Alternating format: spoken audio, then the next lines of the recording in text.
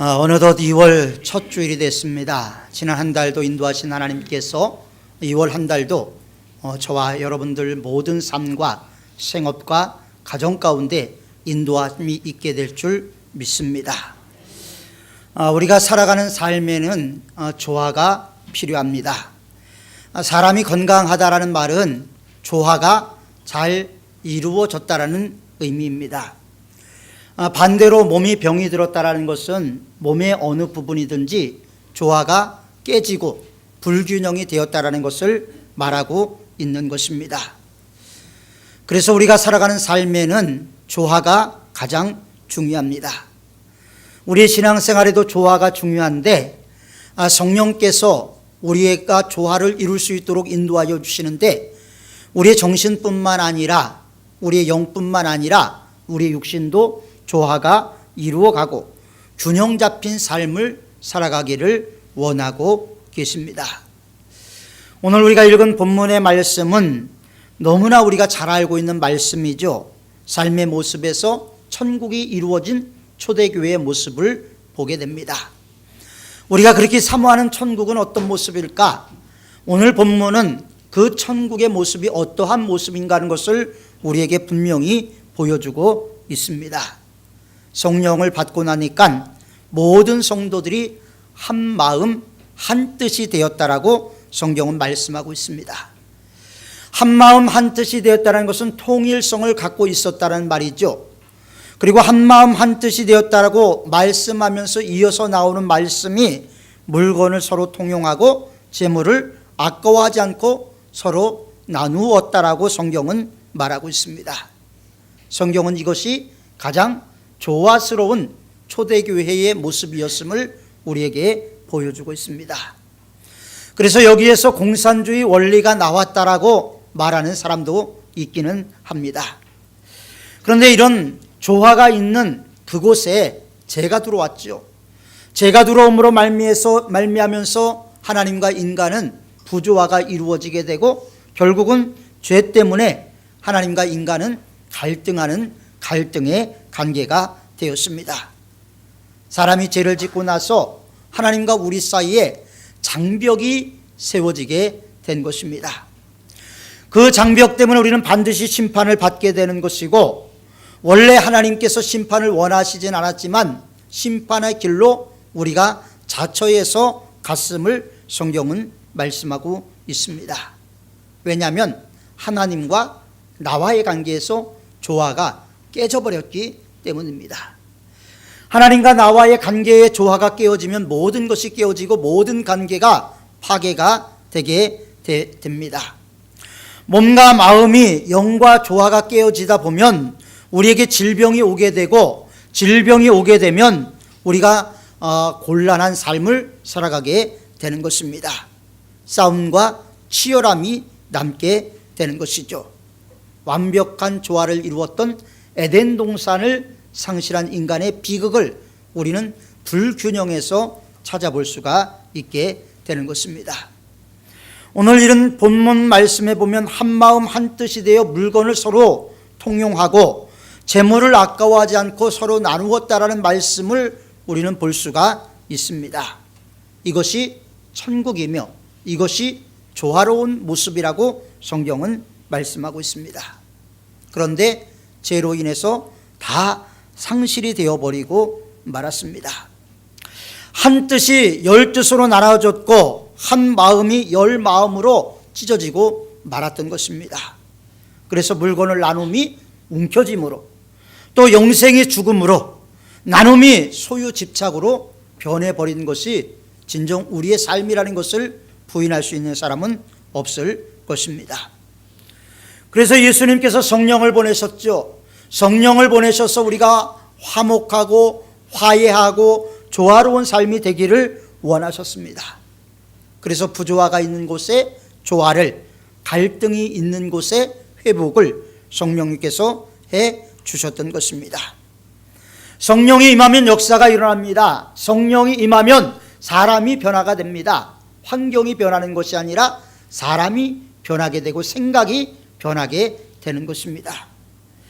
우리가 읽은 본문 33절에 보면 사도들이 큰 권능으로 예수의 부활을 증거하니 무리가 큰 은혜를 받았다라고 말씀하고 있습니다. 영적으로 아주 확고해졌다라는 것입니다. 사람들이 영적으로 확고해지면 자신감이 생기죠. 자신감이 생기면 이 세상도 당당하게 살아갈 수가 있게 되는 것입니다. 그런데 영이 깨어지면 균형이 깨지게 됩니다. 영의 눈이 어두워지면 세상이 두려움에 빠지게 됩니다. 눈이 어두운 사람들은 길을 가는 것을 두려워합니다. 더듬거려야 합니다. 자신감을 상실하게 되면 용기를 잃어버리게 됩니다. 용기가 없으면 미래에 대한 두려움이 우리를 엄습하게 되어 있습니다. 그래서 영이 하나님을 떠나면 질병이 오게 되어 있습니다. 많은 사람들이 질병에 시달리는 이유의 70% 정도는 바로 영적인 문제라고 의학자들이 입을 모으는 이유가 바로 하나님을 떠난 인간의 비극적인 모습을 이야기하는 것이라고 생각이 되게 됩니다. 그래서 신앙이라는 것은 영적인 조화를 이루어가는 것입니다. 우리가 영적인 조화를 이루어간다는 것은 일단 나와 하나님 관계의 회복이죠. 여러분들은 지금 하나님과 어떤 관계가 있습니까? 불편한 관계입니까? 친밀한 관계입니까? 하나님과 어떤 관계에 있는가? 그저 그런 관계에 있는가? 우리 자신들을 되돌아봐야 하는 것입니다. 왜냐하면 예배에 충실한다는 것은 영적으로 균형이 잡혔다는 겁니다. 하나님을 믿지 않는 사람들이 예배를 바르게 드릴 수는 없습니다.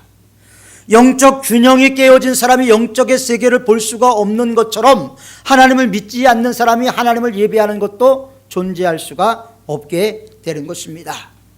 하나님에 대해서 무지하고 무관심하고 무시하니까 예배에 불충성하고 그 결과 많은 어려움을 경험하게 되는 것입니다. 우리는 아브라함을 믿음의 사람이라고 이야기하죠. 아브라함이 왜 성공했습니까? 아브라함의 성공은 예배의 성공으로부터 시작이 됐습니다. 여러분, 사울이 왜 실패했습니까? 사울의 실패는 예배의 실패로부터 시작이 되었습니다. 주일날 우리가 바쁜 일 가운데서도 모든 것을 뒤로하고 이 자리에 나온다는 것이 하나님을 믿는 믿음의 증거라는 것을 여러분들 기억해야 됩니다. 아무것도 아닌 것 같죠? 습관적으로 나온 것 같죠? 그러나 이 습관 속에는 우리의 믿음이 내포되어 있는 것입니다. 그만큼 우리의 영성이 하나님을 찾기에 갈급하다는 것을 보여주고 있는 것입니다. 주일날 가장 중요하게 하나님을 예배드린다는 것은 우리의 모든 권위가 하나님께 있다는 것이고, 하나님께 권위를 둘 때 우리의 삶의 균형이 잡히게 되는 것입니다. 이것을 우리는 영적인 생활이라고 말을 하게 됩니다. 영적인 균형이 잡히면 내적인 충만함이 있죠. 내적인 충만함은 자신감으로 드러 나타납니다. 자신감은 이 험난한 세대에서 믿음으로 승리할 수 있는 비결을 우리에게 가져다 주는 것입니다. 그래서 영적으로 반응하는 것은 상당히 중요합니다. 아멘은 그래서 나오는 것이죠. 아멘은 반응입니다. 하나님의 말씀에 대한 반응입니다. 그렇습니다. 옳습니다. 그렇게 되기를 원합니다. 이게 바로 아멘이라는 뜻입니다. 신앙의 전적으로 동의를 나타내는 말입니다. 많은 여성들이 남편들에 대한 불만이 있어요. 왜 불만이 있는가 살펴보니까 그 불만이 남편이 아내를 사랑하는데 그 입으로 사랑한다라는 고백을 안 한다는 겁니다. 대체적으로 남자들은 속으로 사랑하죠.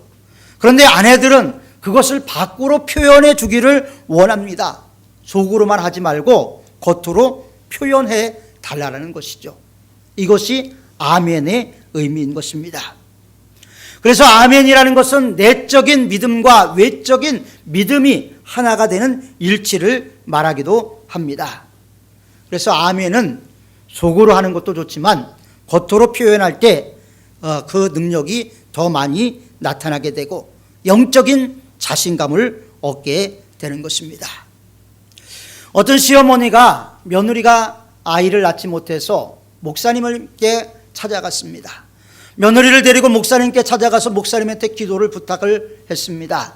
우리 며느리가 제발 아이를 갖게 기도를 해 주십시오. 그래서 목사님이 손을 얹고 간절히 기도를 했습니다. 그런데 며느리는 아무 표정이 없었습니다. 그 옆에 있는 시어머니만 아멘, 믿습니다, 이렇게 고백을 했다고 합니다. 집에 돌아가서 누가 아이를 가졌을까요? 네.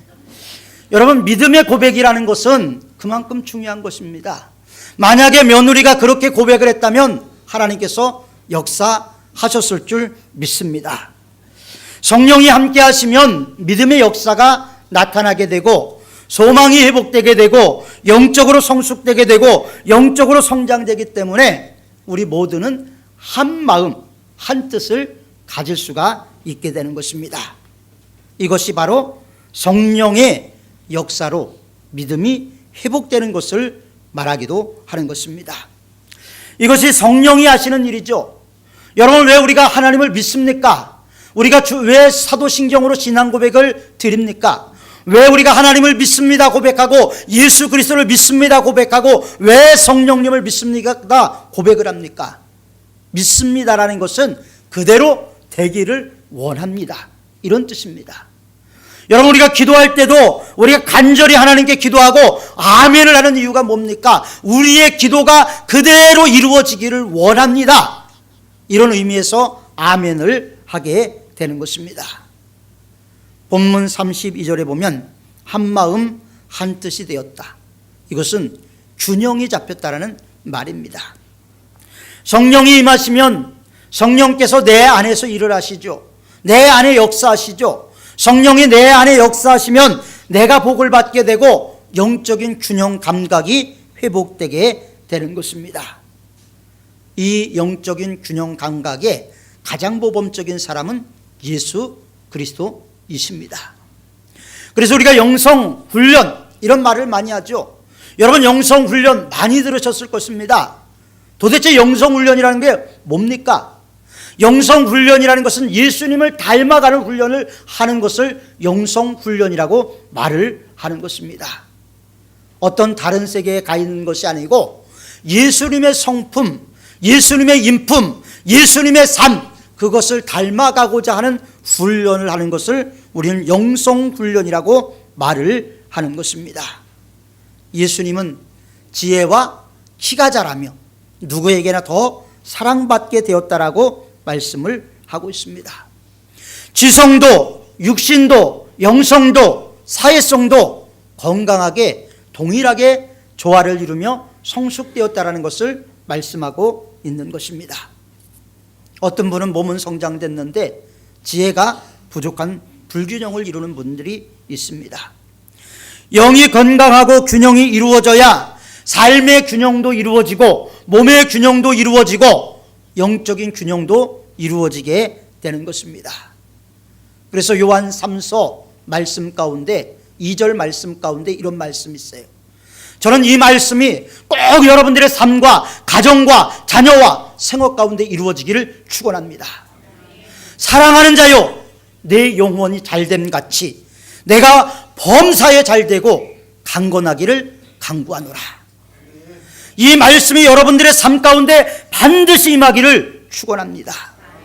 지성이 자라고 육신이 자라고 영성이 자라고 사회성이 자라고 그리스도 안에서 한마음 한뜻을 품을 때 그것은 사랑의 끈으로 하나가 되는 것이고 그 무엇으로도 끊을 수 없는 그리스도 안에서의 가족 공동체로 형성이 되게 되는 것입니다.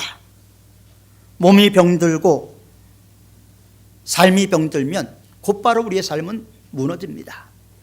그러나 이 모든 것이 무너지기 전에 가장 먼저 무너지는 것이 무엇이냐면 영이 무너지는 것입니다. 사람이 나쁜 생각을 품으면요, 영이 떠나갑니다. 하나님의 성령이 근심합니다. 내가 하나님의 뜻대로 행하지 않을 때 성령이 내 안에서 근심하신다라고 성경은 우리에게 분명히 말씀을 하고 있습니다. 내가 하나님의 뜻대로 행하지 않을 때 성령이 내 안에서 근심을 하신다면 어떤 일을 행할 때 하나님께서 성령이 내 안에서 기뻐하실까 하는 것도 여러분들은 분명히 알고 있을 것입니다. 나쁜 습관도 영의 균형을 깨고 은혜를 오래 지속시키지 못하는 조건들이 되게 되는 것입니다. 죄는 사람들로 하여금 죄책감을 갖게 만듭니다. 죄책감은 우리의 마음을 불안하게 만들죠. 여러분, 죄를 짓는다는 것은 한 번의 행동으로 끝납니다. 그러나 우리들의 마음속에는 죄책감이 남지요. 죄책감은 평생 우리를 따라다니면서 우리를 괴롭게 합니다. 불안하게 합니다. 기쁨을 좀먹게 만듭니다. 그때 외부로부터 어려움이 닥쳐오면요, 신앙이 여지없이 무너져가게 되는 것을 보게 됩니다. 그래서 영이 병들면 다 병들게 되는 거예요. 그래서 여러분들의 영이 예수 그리스도의 영과 하나 돼서 강건하기를 바랍니다. 예수 그리스도의 영과 하나 될 때, 예수님의 영이 내 안에 충만할 때 우리가 영적으로 강건해지고 우리가 영적으로 승리하고 영적으로 이 험한 세상에서 승리하는 비결을 갖게 되는 것입니다. 어떤 사람들은 그렇게 말을 합니다. 운동을 열심히 하면 건강해진다고 말을 합니다. 그렇다면 운동선수들은 모두가 다 건강합니까? 또 어떤 사람은 보약을 먹으면 건강해진다고 말을 합니다. 정말 보약을 먹으면 다 건강해집니까? 또 어떤 사람은 말합니다. 무공의 채소를 먹으면, 채식만 하면 건강해진다라고 이야기를 합니다. 정말 그렇습니까? 정말 그렇습니까? 아닙니다.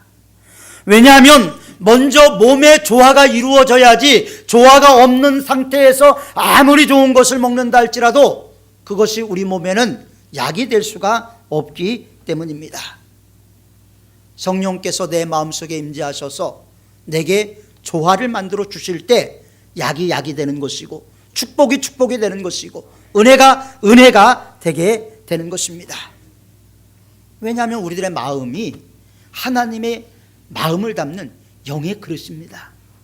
우리의 마음의 그릇에 무엇을 담느냐가 너무나 중요한 것이죠. 우리의 마음속에 더러운 것을 담으면 우리 자체가 더러워지는 것이고, 우리 안에 하나님의 생각을 담으면 우리가 하나님의 성품인 거룩성을 닮아가게 되는 것입니다. 그래서 말씀을 읽어야 된다, 신앙적으로 돌아가야 된다, 계속해서 강조하는 이유가 어디에 있습니까? 바로 분별력과 통찰력이 말씀을 통해서 나오기 때문입니다. 한마음 한뜻에서 우리가 볼 수 있는 것은 무엇입니까? 깨달음과 분별력을 얻었다라는 것입니다. 그리고 그들이 그 분별력과 깨달음 이후에 어떻게 했습니까? 나누었습니다. 가난한 사람들에게 나누었습니다. 눈을 뜨고 나니까 그동안엔 나만 알았는데 내 형제가 보이고 내 이웃이 보이고 나와 함께하는 사람이 보이기 시작을 하더라는 것입니다. 70년대는 참 먹고 살기가 힘들었습니다. 70년대 어느 교회 목사님이 밀가루를 한 부대를 쌌는데 먹다가 생각하니까 자기 교회의 구역장이 생활이 너무나 어려운 거예요. 생활이 너무나 어려워서 한 바가지를 푸고 그 밀가루 부대를 구역장에게 갖다 주면서 수제비라도 해서 먹으라고 갖다 주었습니다. 구역장이 밀가루로 수제비를 떠서 먹다 보니까 우리 구역원이 너무나 어려운 구역원이 있는 거예요.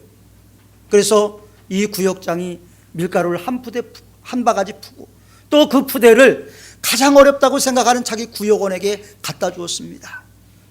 구역원이 그 밀가루로 수제비를 먹다 보니까 이제 또 목사님 생각이 난 거예요. 그래서 내가 가난하지만 우리 목사님은 뭘 먹을까 생각하고 또 한 바가지를 푸고 그 밀가루 푸대를 목사님에게 갖다 주었다고 합니다. 이 밀가루 푸대가 반 이상이 줄었지만 목사님은 그 밀가루 푸대를 잡고 교인을 껴안고 우는 것처럼 통곡을 했다라는 그런 글을 읽어본 적이 있습니다. 교회라는 것이 무엇입니까? 교회라는 것은 나눔이 있고 사랑이 있고 은혜가 있고 하나님의 축복이 흘러내리는 통로가 되는 것입니다. 그곳에 하나님의 기적이 나타나고 그곳에 성도의 교제가 나타나고 그곳에 하나님의 역사가 나타나게 되는 것입니다. 아브라함은 모든 판단의 기준을 하나님께 두었습니다. 여러분, 하나님께서 어느 날 아브라함에게 100세에 얻은 아들 이삭을 모리아산으로 가서 번제로 드리라고 말씀을 하셨습니다. 도저히 불가능한 일이었습니다. 거역할 수도 없고 순종할 수도 없는 아브라함의 고민을 여러분 생각해 보셨습니까? 아마 아브라함은 밤새 한잠도 자지 못했을 것입니다. 어떻게 해야 되나? 순종해야 되나? 불순종해야 되나? 밤새도록 뜬 눈으로 밤을 새운 아브라함은 아침에 일찍이 일어나서 장작을 뽀갭니다. 그 장작은 뭡니까? 아들 이삭을 번제로 드리기 위한 나무였습니다. 여러분, 왜 아브라함이 이런 고민을 하게 됐습니까? 믿음이라는 것 기초 위에 그가 모든 것을 세웠기 때문에 그렇습니다. 믿음 위에 모든 것이 세워지지 않으면 그것은 모래 위에 집을 짓는 것과 같습니다. 아브라함은 모든 판단의 기준을 믿음 위에 세웠던 것입니다. 그래서 그는 순종할 수가 있게 되었던 것이죠. 믿음 가운데 세워지지 않는 판단, 믿음 가운데 세워지지 않는 우리의 생각, 우리의 계획, 이것은 다 의미가 없는 것입니다. 왜냐하면 내 중심이기 때문에 그렇습니다. 하나님께서는 우리가 우리 중심의 삶이 아니라 그리스도 예수의 중심, 하나님 중심의 삶을 살아가기를 간절히 원하고 계십니다. 그래서 아브라함은 모든 판단을 하나님께 두었던 것입니다. 그래서 그는 아들 이삭을 결박하고 칼로 내리치려고 했던 것입니다. 우리의 삶에서 이것이 얼마나 중요한가 하는 것을 보게 됐지요. 이것이 균형 잡힌 신앙생활입니다. 아브라함을 믿음의 조상이라고 말하는 이유는 아브라함이 균형 잡힌 생활을 했기 때문입니다. 영적인 조화를 이루었기 때문에 그렇습니다. 영적인 조화가 이루어지지 않으면 삶이 불안하고 미래에 대한 어두움 때문에 점을 보게 되고 사주를 보게 되고 토종비교를 보게 되는 것입니다. 저는 개인적으로 토종비교를 지으신 토종 이지암 선생의 12대 장손인 소설가 이문구 선생의 제자입니다. 그런데 이 토종비교를 어떤 분이 봤대요. 우리 아들에게 어떤 운세가 있는가? 5살 아들에게 이 운세를 봤더니 토종비결에 그렇게 나오더래요. 5살 아이, 아들날 운세로다. 여러분, 우리가 하나님이 이것을 얼마나 경홀히 여기는지 모릅니다. 성경은 분명히 우리에게 말씀하시기를 야곱을 해할 사슬이 없고 이스라엘을 해할 복술이 없다고 말씀을 하고 있습니다. 하나님의 백성은 하나님이 보호하신다라는 거예요. 이 믿음이 없다 보니까 점을 봅니다. 사주를 봅니다. 그리고 부적을 붙입니다. 구슬합니다. 얼마나 비참한 인생이 되어버리는지 모릅니다. 기준이 없는 거죠. 오늘 본문 32절에 서로 물건을 통용하고 자기 재물을 조금이라도 자기 것이라 하는 이가 없었다라고 말씀하고 있습니다. 관계가 회복이 됐습니다. 그래서 예수 안에서 성령이 임할 때 관계가 회복이 되게 되는 것입니다. 본문을 보면 이웃을 진정으로 발견하게 된 거예요. 그냥 옆에 앉아서 함께 예배드리는 사람들, 이게 아니고 진정으로 그 사람을 인격으로 바라볼 수가 있는 눈이 열리게 됐다는 것입니다. 아, 내 옆에 앉은 이분이 얼마나 소중한 분인가, 이분이 하나님의 모양과 하나님의 형상으로 지어졌다는 것을 발견하게 되었고, 우리가 하나됨을 이루었다라는 것을 성경은 우리에게 보여주고 있는 것입니다. 균형이 깨어지면 문제가 발생되죠. 여러분, 부부관계가 얼마나 아름다운 관계입니까? 그런데 부부의 관계가 깨어지면 남남이 됩니다. 지옥이 됩니다. 그래서 관계가 중요한 것이죠. 관계가 깨어지면 원수가 되는 것입니다. 그리스도 안에 있다 할지라도 관계가 깨어지면 원수가 되더라고요. 우리는 이 모든 관계를 성령의 능력으로 우리가 회복해야 하는 것입니다. 성령이 하나 되게 하신 것을 힘써 지키라고 성경은 말씀하고 있어요. 성령이 이미 하나 되게 하신 것을 우리가 힘써서 지켜나가야 된다라고 성경은 말씀하고 있는 것입니다. 10쌍의 부부에게 다시 태어나도 나는 현재 남편과 결혼하겠다 질문했대요. 그랬더니 10쌍 중에서 한 쌍만 다시 결혼을 하겠다고 이야기를 했답니다.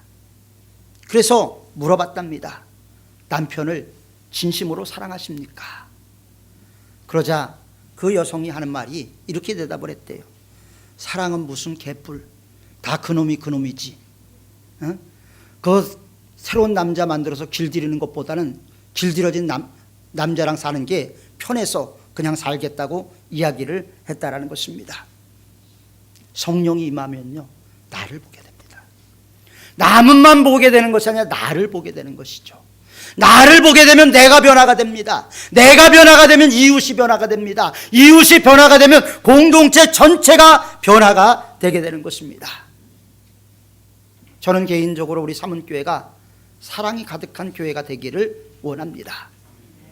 진정 이 세상에 어떤 시험, 환난이 와도 우리 성도들끼리 서로 위로하고 서로 하나가 돼서 넉넉히 이길 수 있는 성도의 공동체가 되기를 간절히 바랍니다. 이것이 바로 성경이 우리에게 말하는 한 마음 한 뜻이 되는 것입니다. 거기에 조화가 이루어지게 되고, 조화가 이루어지면 우리 영이 회복되고, 영이 회복되면 우리의 건강도 반드시 회복이 되게 되는 것입니다. 이 세상은 원래 완벽한 조화를 이루었지만 인간의 타락으로 인해서 다 무너졌습니다. 그러나 성령이 임하시면 다시 회복이 될 줄 믿습니다. 우리가 성령을 간절히 사모하며 나가시길 바랍니다. 성령님 오시옵소서. 내 마음 가르고 하늘 가르고 내 마음속에 임재하여 주옵소서. 내 영을 새롭게 하옵소서 기도하며 나아갈 때 우리의 영이 잘 되고 우리의 육이 잘 되고 우리의 생업이 잘 되고 하나님의 축복이 우리 안에 넘쳐 흘러서 우리 한 사람 한 사람 모두가 내 잔이 넘치나이다 고백하는 성도들이 되게 될 줄 믿습니다. 그 고백이 나올 때까지 우리가 넘어지고 쓰러지더라도 하나님의 은혜의 보좌 앞으로 날마다 한 걸음씩 더 나가는 저와 여러분들이 되시길 주님의 이름으로 축원합니다. 기도하겠습니다. 거룩하고 자비로우신 아버지 하나님, 하나님의 은혜와 사랑 가운데 오늘도 귀한 말씀을 주심에 감사를 드립니다. 우리가 하나님의 말씀을 한 귀로 듣고 한 귀로 흘리는 것이 아니라 우리가 바른 영성을 회복해서 한 마음 한 뜻을 갖는 저희 모두가 될 수 있도록 인도하여 주옵소서. 말로만 사랑하는 것이 아니라 우리 안에 행함과 진실함의 사랑이 있게 하시고 우리 모두가 함께 나눔으로 우리 사문교회가 더욱더 좋아지는, 더욱더 나눔과 섬김이 있는 교회가 될 수 있도록 도와주옵소서. 예수님의 이름으로 기도하옵나이다.